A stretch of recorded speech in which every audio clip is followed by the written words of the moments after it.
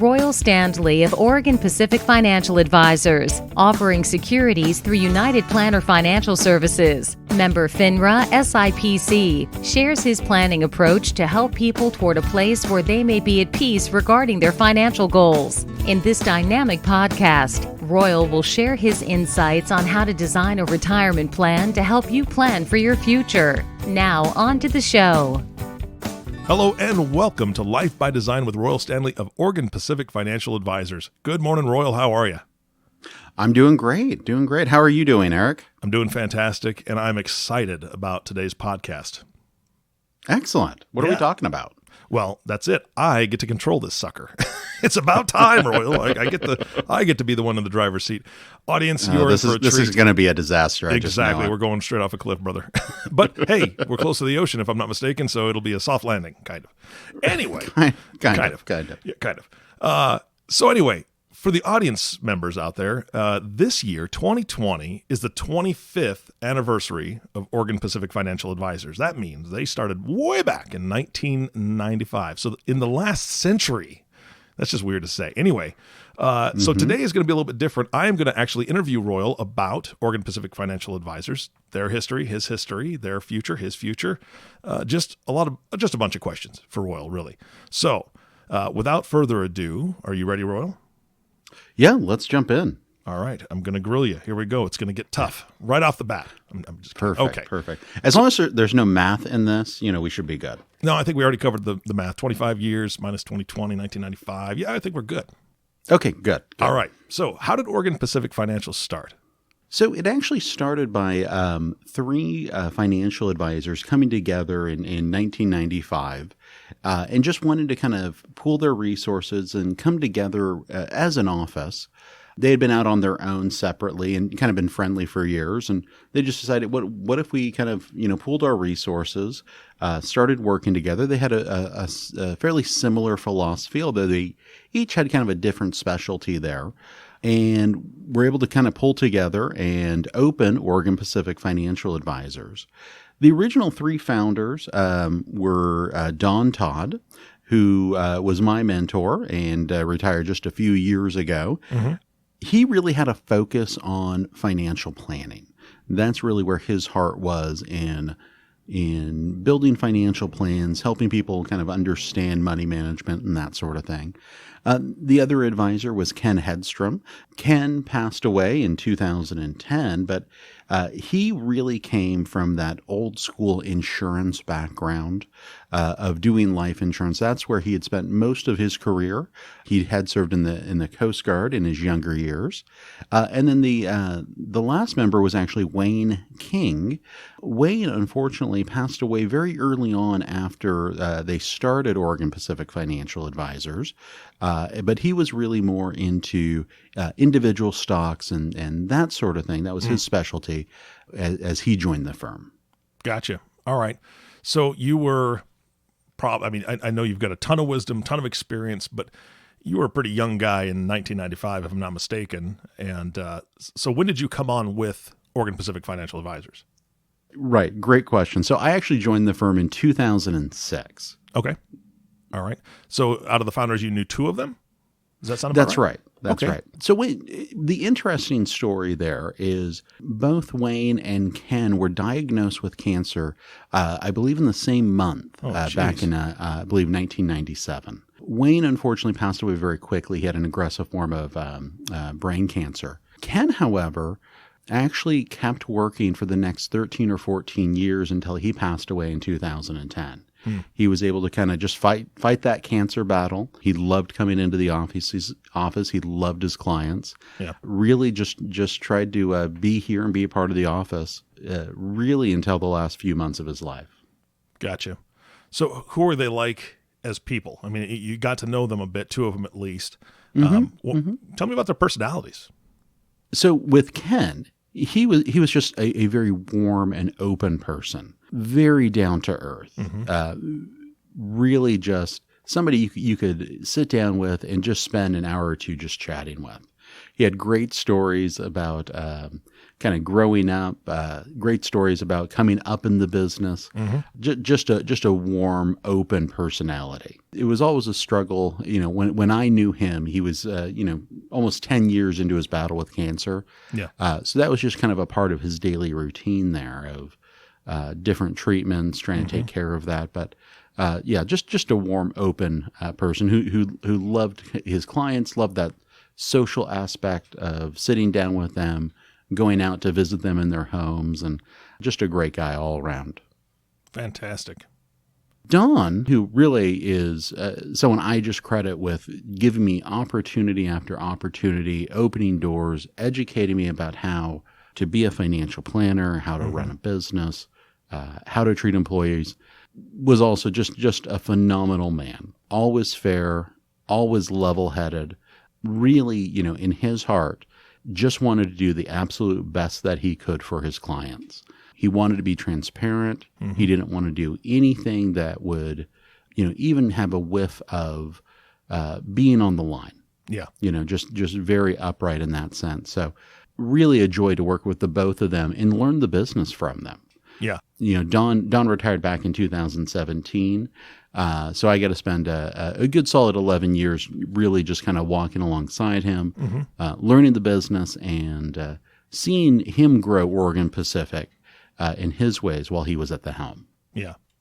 Well, here's the thing, is that I think you and I have talked about this before on previous podcasts about businesses in general. I believe the lifespan of a small business is around 3 years, if I'm not mistaken. They usually fold. Yeah, 3 to 5 years. Yep. Yeah, they usually fold within that time. So 25 years later, obviously they did something right? It's still kicking, still going strong. You've got the new generation, the next generation in there at the helm, really piloting this thing for the future. So that goes back to the original founders. What was their vision? And I want to, it's kind of a two-parter. What was their vision and true business philosophy for this company? Right. Well, with a business like ours, it's all about our clients and our client relationships. I don't think you can be in business for 25 years without treating the people you're working with and working for exactly as a fiduciary, as a friend, as somebody who you're going to put their interest above your own. Yeah. We live in a relatively small area here in Southern Oregon. Your reputation matters immensely. Even now, run into people who knew Ken or who knew Don, just to hear in their voice what they thought about them. And I think the high regard is really something. So kind of that client first mentality, I think is one thing that we have carried on for years and really is the secret behind our success. Yeah. Yeah. So you think that friendship, family, that family mentality, and as you said, one of the gentlemen just always being truthful, shooting straight from the hip. Sometimes we have to do that with clients that maybe they don't want to hear the truth sometimes, right? I mean, there's possibility that maybe they're not ready to retire and they have to hear that truth, and it's a little bit harder. Or maybe it's something where we need to reconfigure a few things. We need to, shake some things up in your overall plan because of these new things that you presented. And maybe they might not like that, but that truth, that friendliness, that kind of family atmosphere sounds like it was there from the very beginning. And I know that you and I've talked about this. This is how you treat your clients. So what else besides that piece of it did you learn from them?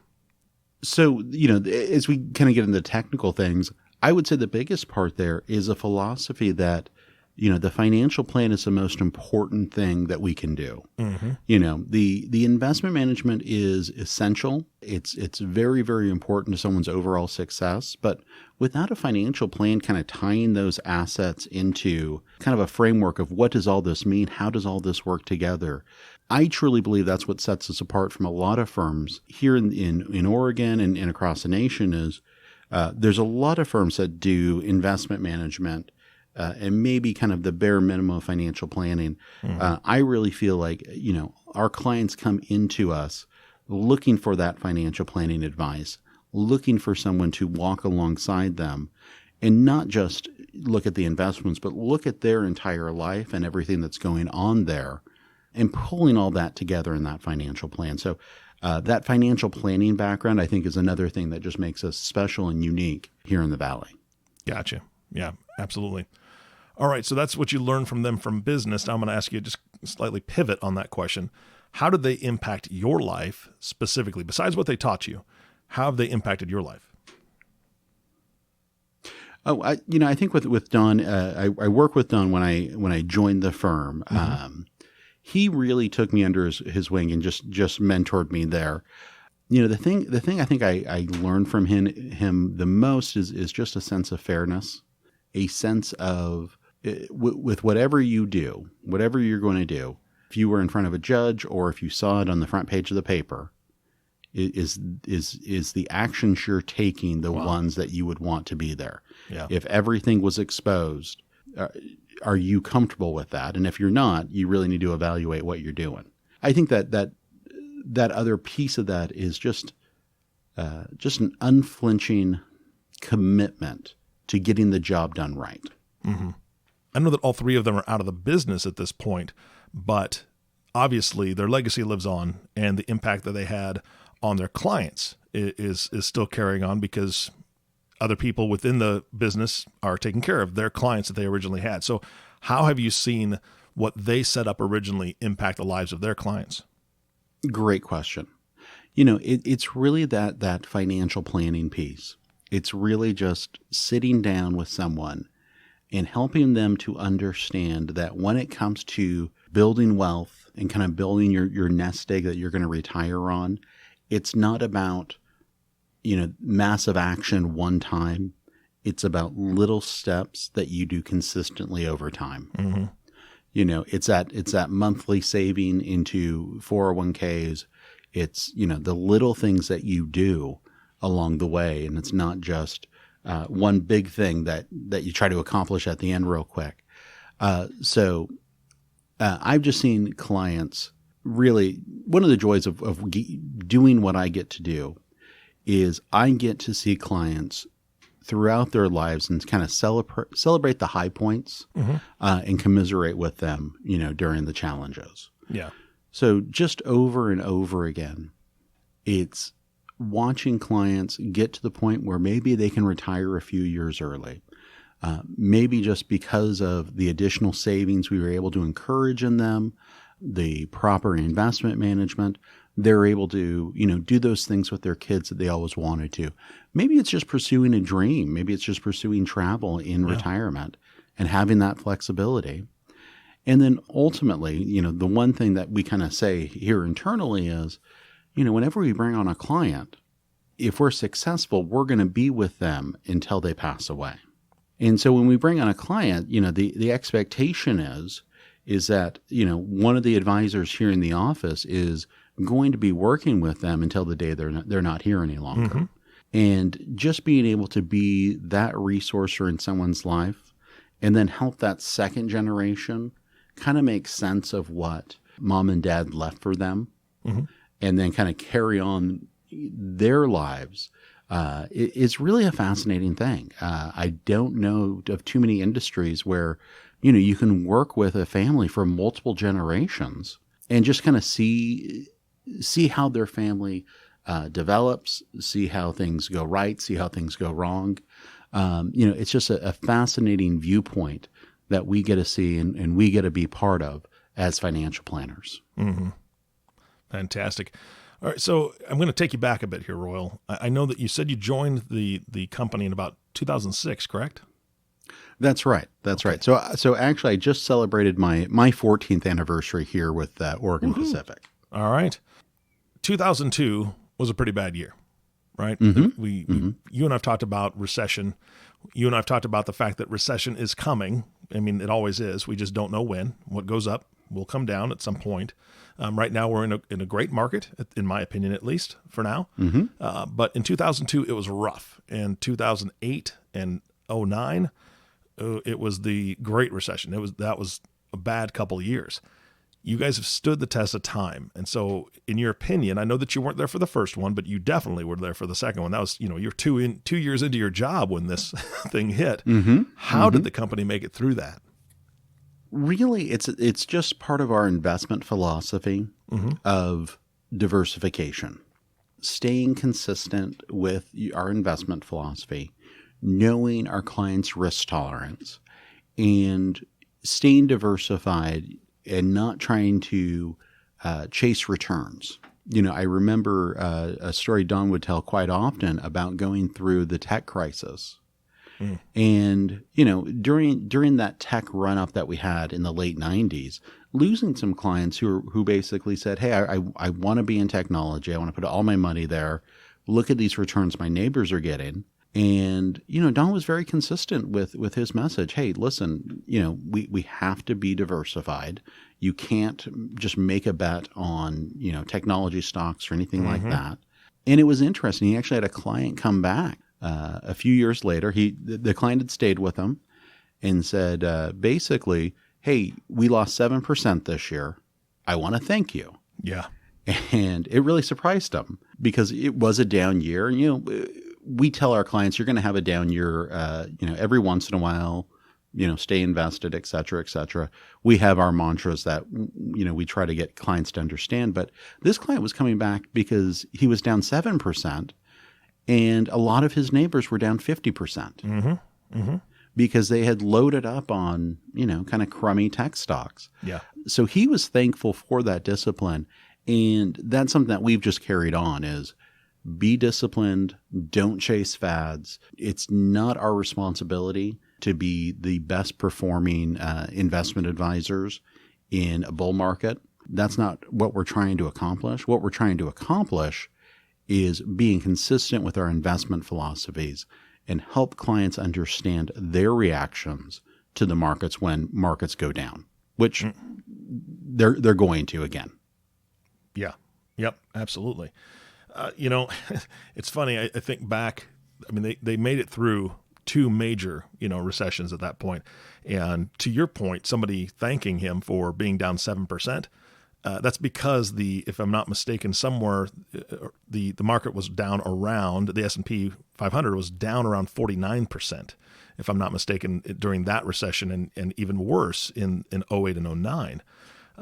It was just terrible. So to make it through those is great. And then I think back to how they got through those years, during those years. So 2002, and then 2008 and 09, and then going even back to when they first really started, 1995. You're talking dial-up internet, if internet, right? You're talking emails that, email was kind of new back then. It was in place for a few years, but wasn't being used a ton in business at that point. And that's huge changes we've seen over the last 25 years. So any company that's going to survive, obviously all the companies that are still chiseling on tablets, they're all out of business, right? They didn't conform to today's technology. How did Oregon Pacific Financial Advisors change over these years to change with the climate, change with the new technology, all these different things that affect business? How do they do that? I think we've always had a philosophy of we don't want to be the first one to jump into a new technology. We want to be a close follower. Got it. We don't want to be testing out new technologies on our clients every year as, the newest thing comes out. But we want to kind of stay abreast of, what's coming out, what's going to make our clients' lives easier and simpler. Yeah. One thing I look at that we try to work with our clients on quite often is something as simple as let's get all your statements and all your prospectuses emailed to you. And let's try to get away from having to cut down a tree every year. So you can get sent a bunch of, regulatory documents you have to receive on an annual basis, but not get them in paper. Something as simple as that. Yeah. Having clients with access where they can see their accounts at any time is really important to us. Yeah. Because we never want a client to feel dependent on us to know, how their accounts are doing, what their money's doing, how they're invested, what they're invested in. We want to have that transparency. So any technology that makes it simpler and more transparent for our clients, that's really what we gravitate to. And I'll be honest, it's been a very good philosophy to have because our clients really like that. We're not overwhelming them with technology, but trying to fit it in where it makes sense. Yeah. Ultimately, we just want to be with the client and on their side to make their lives as simple as possible so they can go enjoy the things that they want to be doing. Yeah. Now, I don't remember if we talked about this at the very beginning when we talked about the founders.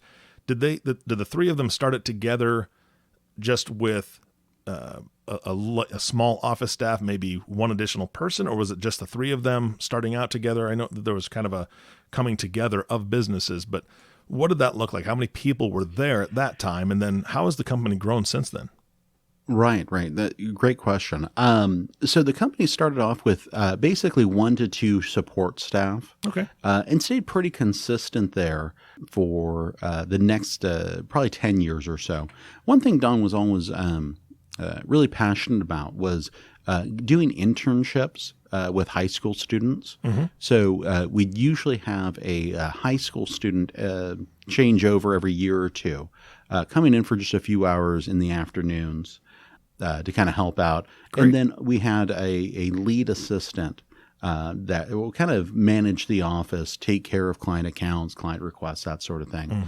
Mm-hmm. Debbie Judson, who's our office manager and my lead assistant, she actually joined in 2000, right as we moved into our current location on 8th Street. And she's been with the firm now 20 years. She just celebrated her 20th anniversary with the firm. That consistency there has been wonderful to have. Right now, if we look at it, it's much, much different. Right now, we have 4 licensed advisors on staff, and then about 6 support staff here that all work together with myself and my team to really hopefully create the best possible client experience. Mm-hmm. All right. That's fantastic. All right. Speaking of clients, what can your clients expect? And the prospects that are listening to this, what can they expect in the near future from Oregon Pacific Financial Advisors? Going back to kind of a theme that's come out as we've talked is consistency. Mm-hmm. We're not chasing the newest investment fads. We're not loading up on those, FANG stocks or anything like that. We just want to be consistent with our investment advice and our financial planning advice. I think the next 10 years from an economic standpoint might be a little rougher than the last 10 years were. Mm-hmm. So we want to get people positioned where they're going to be protected as much as we can from kind of all that financial noise and volatility that we might see. So I think over the next 10 years, we're going to keep trying to better our client experience. And that's something that we focus on, kind of on a daily basis of what can we do better? What can we take off of our clients' shoulders? How can we make it easier for clients to work with us? That's something I'm just really passionate about. So kind of that steady improvement there, but really it's that benefit of having somebody you can reach out to whenever a financial question pops up, whenever you get concerned about the markets, having someone there that can pick up the phone and within a few minutes just kind of reassure you, or say, hey, it's time you came in, we need to look at something if there's been a change. It's just having that person that can walk alongside you, kind of both in the good times as well as the bad times. All right, Royal. Now we're nearing the end of the podcast. I mean, this has gone by so quick. So thank you so much for being very open and honest with these questions. I'm going to ask you a question that's kind of out there. I mean, really out there. It's going to be a tough one to answer. What do you think life and society will look like in the next 25 years? And then part 2 of that would be, what do you hope for your own life in the next 25 years during this time? And then I guess part 3, how will the company evolve to meet the future demands within the next 25 years? Do you think? I mean, obviously, I'm asking you a question that, again, we thought 25 years ago we might have flying cars by now. So in 25 years, I really hope we do, but maybe not. But what do you want life to look like? So could you have asked a broader question there? No, I couldn't. Well, I could increase it to 100 years, but I don't know if we're going to last that long anyway. Let's go 25. Well, yeah. So we'll kind of start with what do I see life like in 25 years? All right. I think what we'll see is technology just becoming more and more a part of our daily lives. I think that's going to bring a lot of positives and a lot of negatives as well. I think the other thing we're going to see over the next 25 years is we're going to see this generation of baby boomers age. That leading edge of baby boomers in 25 years will be in their kind of mid-90s. And I think what we're going to see is we're going to see a lot of changes about the way we look at healthcare, prolonging life without prolonging quality of life.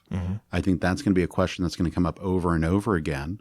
And I think we're really going to see a change there in how we deal with that aging process. How do we as a society take care of this giant wave of people who's going to probably need care, either in assisted living or nursing homes, over that 25-year period? For us here at Oregon Pacific, that's really what we're gearing up for, is how do we take this generation of baby boomers and help them lead that life that they want and have the resources to pay for it. That's extremely important. And then for our younger clients, it's, how do we prepare for this changing world, not just with our investments and what they're saving, but their attitudes towards the future? How do we kind of take all of this collective wisdom that we get to be a part of, and then take that and share that with younger generations about what we're learning about with retirement, with really this first big generation of retirees that we're going to see. Yeah, it's going to be amazing. And it's a little scary, to be honest, because of what the technology has allowed us to do and is going to allow us to do. I believe there's a quote by a doctor, and I can't think of his name, but somebody has already said the person who's going to live to be 200 years old has already been born. That's crazy. I mean, that's living to 200. I mean, we've got, I think the oldest person right now is at 120. So, I mean, that's way older than most people have lived and will live. But wow, I mean, can you imagine being retired for 125 years or something like that? How do you plan for that, Royal? So you guys have your work cut out for you. I'll tell you that right now. It's an interesting dilemma because, what does work look like when our lifespan is 120 years where we're healthy? You really can't afford to work for 30, 35 years and then expect to have another 60 years in retirement. Yeah. That's a tough egg to crack if you're doing the financial planning there, especially when you start factoring in inflation.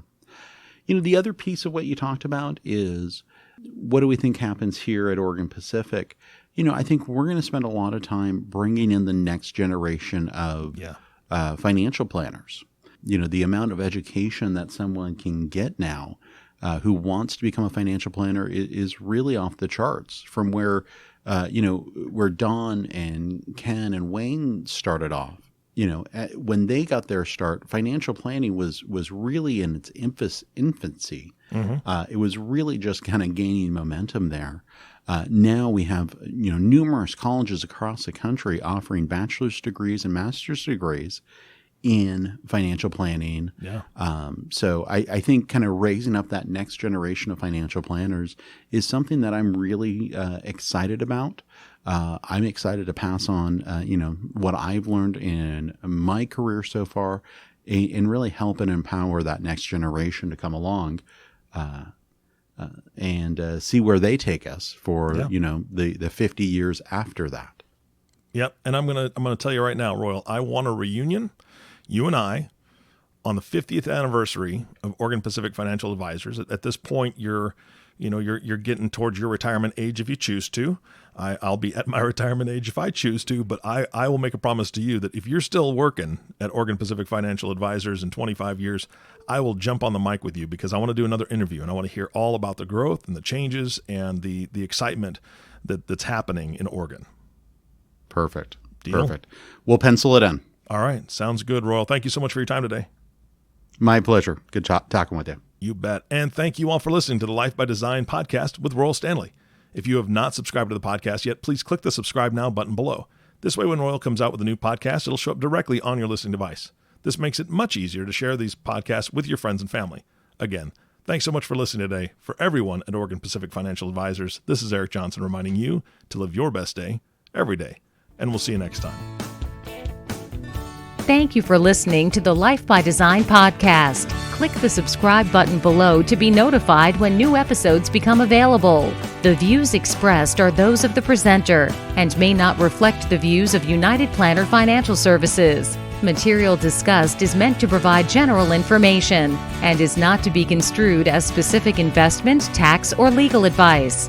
Individual needs vary and require consideration of your unique objectives and financial situation. Always seek the advice of your financial advisor or other qualified financial service provider with any questions you may have regarding your investment planning. Advisory services offered through Oregon Pacific Financial Advisors, Inc. Securities offered through United Planner Financial Services of America, member FINRA and SIPC. Oregon Pacific Financial Advisors, Inc. and United Planners Financial Services are independent companies.